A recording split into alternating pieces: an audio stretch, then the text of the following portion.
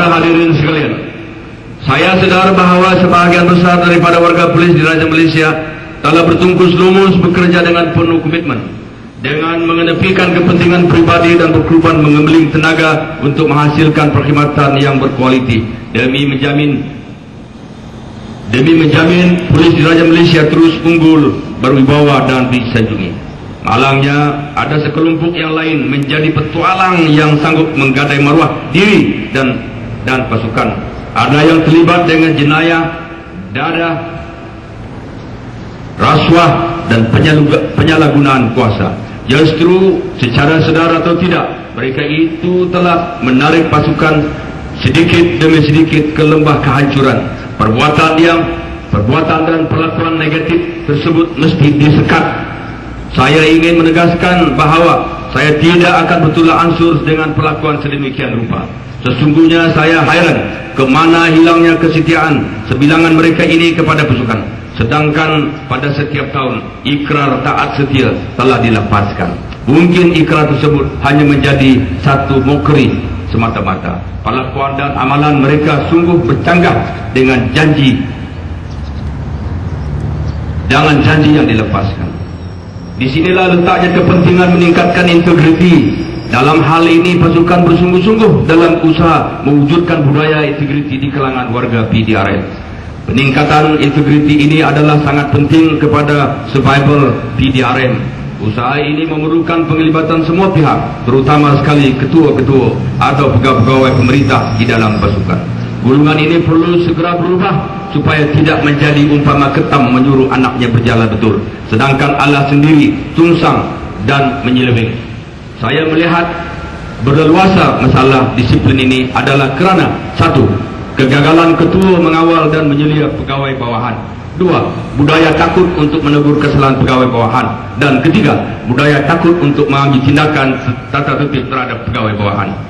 Saya juga ingin mengambil kesempatan ini untuk mengingatkan ketua-ketua atau pemimpin, hendaklah menampilkan ciri-ciri kepimpinan yang baik.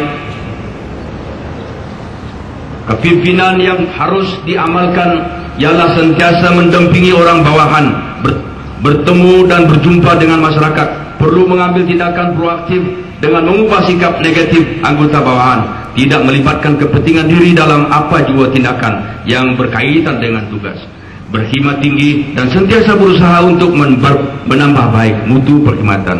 Pemimpin sendiri mestilah ikhlas dan bertanggung jawab mengamalkan konsep pemimpin melalui teladan, yaitu dengan menunjukkan teladan yang baik dan tidak terlibat dengan penyelewengan, rasuah dan perbuatan negatif yang lain. Sebagai langkah awal, saya telah mengarahkan semua penstrukturan semula urus setiap KPN tata tertib dilaksanakan. Bahagian tersebut telah diperkasakan lagi dengan menempatkan pegawai yang terpilih sahaja. Jawatan urus setiap KPN tata tertib akan dijadikan jawatan yang berprestis sesuai dengan peranan dan tanggung jawabnya. Langkah tersebut akan diselaraskan hingga ke kontingen dan formasi. Hasrat ini juga diperlengkapkan lagi dengan konsep Islam Hadari dalam PDRM. Ini adalah satu usaha PDRM untuk menjadikan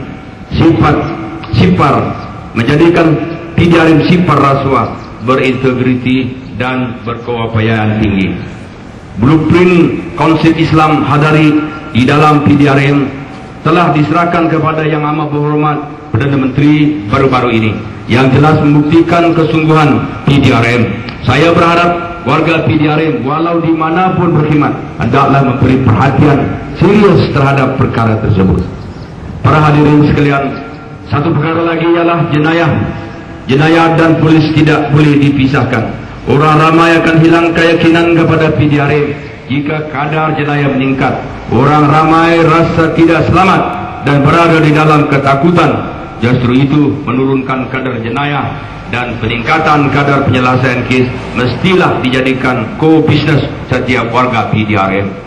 Jenayah mesti dicegah secara lebih agresif dan bersistematik. Salah satu cara ialah melalui kerjasama dengan masyarakat, agensi-agensi kerjaan dan swasta, NGO serta media massa.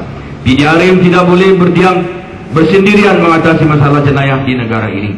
Kita perlu bekerja sama dengan agensi-agensi kerjaan lain seperti rukun tetangga, rela, pihak berkuasa tempatan, dan sebagainya. Namun begitu, kita adalah sebagai ketua atau leading agensi dalam menguatkuasakan undang-undang. Kita tidak boleh lagi bertindak in isolation atau selfish dalam melaksanakan tugas kepolisian. Saya berharap semua peringkat di kontingen daerah dan balai akan meletakkan ini sebagai satu keutamaan. Ketua Polis Negeri dan Ketua Polis Daerah adalah merancang betul-betul program pencegahan jenayah. Koordinasi antara tugas am, Jabatan Siasatan Jenayah, Narkotik, Trafik dan dalam menjaga jenayah hendaklah digerakkan segera. Usaha sedang dijalankan supaya penempatan pegawai penyiasat, IO dan penolong pegawai penyiasat disusun semula. Penempatan mereka adalah berdasarkan jumlah kes dan jarak balai dengan ibu pejabat polis daerah. Walaupun kita berada di kedudukan terbaik di rantau Asia Tenggara dalam kadar penyelesaian kes, saya berharap kita tidak leka dibuai dengan mengiktirafkannya sebagai tersebut, tetapi sebaliknya meningkatkan usaha ke arah yang lebih baik. Bagi saya, penyelesaian sesuatu kes itu bukan sahaja tertumpu kepada tertangkapnya penjenayah atau mengetahui penjenayah yang melakukannya, tapi juga hendaklah kes tersebut berjaya di dalam pendakwaan di mahkamah. Akhir sekali, sama-sama kita berdoa semoga semua perancangan yang diatur akan berjalan dengan lancar dan mencapai kejayaan. Secara tidak langsung, kejayaan tersebut akan membawa kepada perkhidmatan yang cemerlang kepada orang ramai. Seterusnya masyarakat akan berterima kasih. Sekian wabillahi taufiq hidayah. Assalamualaikum warahmatullahi wabarakatuh.